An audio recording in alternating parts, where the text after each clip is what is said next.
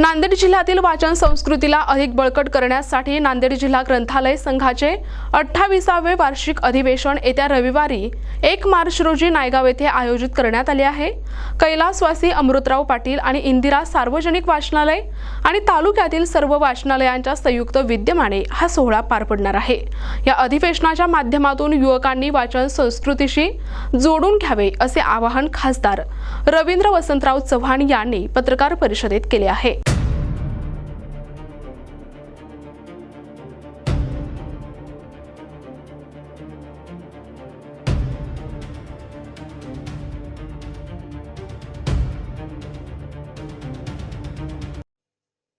नायगाव येथील जनता हायस्कूलमध्ये हे अधिवेशन संपन्न होणार आहे।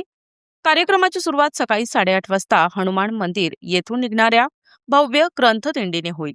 ही दिंडी शहरातील प्रमुख मार्गांवरून वाचन संस्कृतीचा संदेश देत मार्गक्रमण करेल।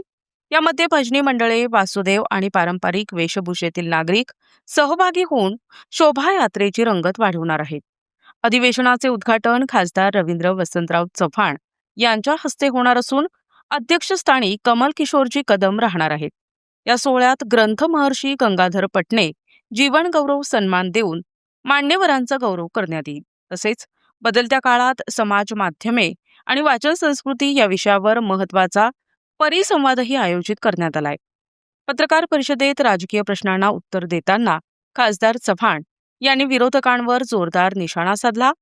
पक्ष परिवर्तनाच्या चर्चा केवळ अफवा असून सत्ताधारी पक्षाकडून दिशाभूल करण्याचा हा प्रयत्न असल्याचे त्यांनी सांगितले। महानगरपालिका निवडणुकीत काँग्रेसला मिळालेल्या मतांमुळे भाजपने जाणीवपूर्वक अशा अफवा पसरविल्याचं मत त्यांनी मांडले। वाचनालयाच्या आणि नायगाव तालुक्यातील तमाम वाचनालयाच्या वतीने 28वे नांदेड जिल्ह्यातील ग्रंथालय संघाच्या वतीने नायगावला दिनांक 1 मार्च रोजी अधिवेशनाचं आयोजन करण्यात आलेलं आहे। या अधिवेशनाचे अध्यक्ष म्हणून माजी शिक्षण मंत्री माननीय कमल किशोरजी कदम साहेब या ठिकाणी राहणार आहेत आणि या कार्यक्रमाला महाराष्ट्र ग्रंथालय असोसिएशनचे अध्यक्ष माननीय गजाननजी कोठेवार आणि त्यासोबत जिल्हा ग्रंथालय अधिकारी आणि ग्रंथालय संबंधित बरेच अधिकारी वर्ग, जिल्हाधिकारी माननीय राहुलजी कर्डिले साहेब यांची सर्वांची प्रमुख उपस्थिती राहणार आहे आणि नांदेड जिल्ह्यातील तमाम म्हणजे जेवढे ग्रंथालय आहेत 723 त्या ग्रंथालयाचे प्रतिनिधी या अधिवेशनाला उपस्थित राहतील आणि 1 मार्चला सकाळी 11 वाजता जनता हायस्कूलच्या प्रांगणामध्ये या ग्रंथालयाचं अधिवेशन 28वे अधिवेशन पार पडेल। त्या दिवसामध्ये सुरुवातीला सकाळी 8:30 वाजता ग्रंथ दिंडी निघणार आहे।